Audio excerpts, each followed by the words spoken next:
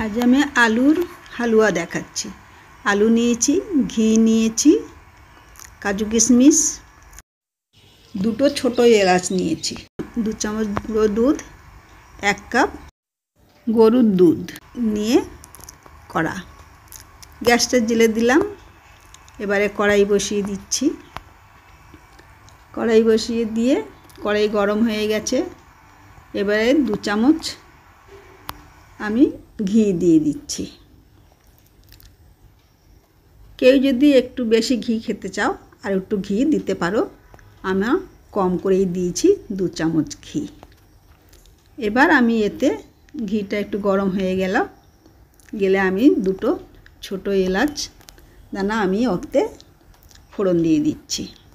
এতে কেউ চাইলে একটা তেজপাতাও দিতে পারো, আমি দিইনি, আমি শুধু ছোট এলাচ দিয়ে ফোড়ন দিয়ে দিয়েছি। এলাচটা একটু লাল লাল হয়ে এসছে। এরপর আমি গ্রেট করা আলুটা দিয়ে গ্রেট করে নিচ্ছি। এমনি করে একটু নাড়াচাড়া করে গ্রেট করতে হবে, ভেজে নিতে হবে। ভাজার সময় কারোর যদি মনে হয় কেউ যদি নুন খেতে যাও, সামান্য নুন দেবে, তবে মিষ্টি জিনিস তৈরি হবে বলে আমি নুন দিইনি। এমনি করে ধীরে ধীরে ভেজে নিতে একটু সময় লাগে। গ্যাসটাকে কমিয়ে দিয়ে নাড়াচাড়া করে ভাজতে হবে। আলুর কাঁচা গন্ধটা একটু কেটে গেলে ভালো লাগে আর কি। সেই হিসাবে করে নিয়ে আমি মোটামুটি আলু ভাজা হয়ে গেছে। 1 কাপ দুধ আমি ঢেলে দিলাম।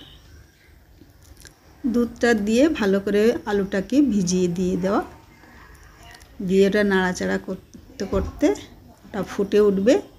ফুটে ওঠার পরেই আমি কাজু কিশমিশ একসাথে দিয়ে দিলাম।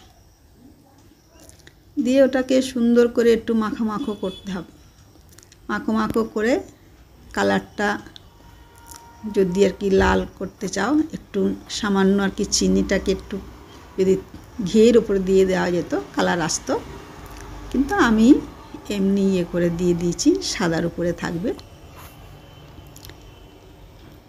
এবারে যে যেমন খেতে চাও প্রয়োজনীয়ভাবে চিনি দিও। আমি 4 চামচ চিনি দিয়েছি, কম করে, ছোট চামচের, স্বাদ মতো চিনি দেওয়া। এটা মিষ্টি আইটেম, কিন্তু খুব চটজলদি হয়ে যায়, মুখের পরিবর্তন হয়। সেই অনুযায়ী আমি আজকের এই পায়েসটা বানাচ্ছি, হালুয়া।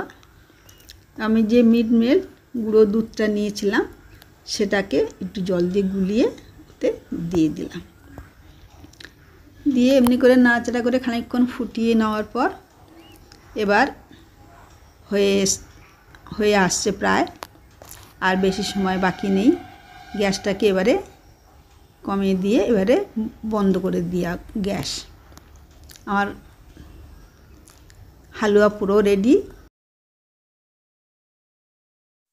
এটা আমি একটা মিষ্টি আইটেম বানিয়েছি।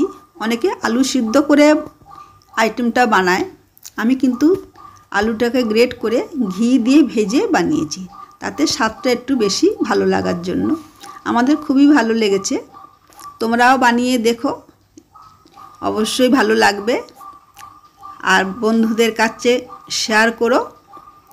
কেমন হলো আমাকেও কমেন্ট করে জানিও। আর আমার চ্যানেলের সঙ্গে যদি সাবস্ক্রাইব করা না থাকে, অবশ্যই সাবস্ক্রাইব করো।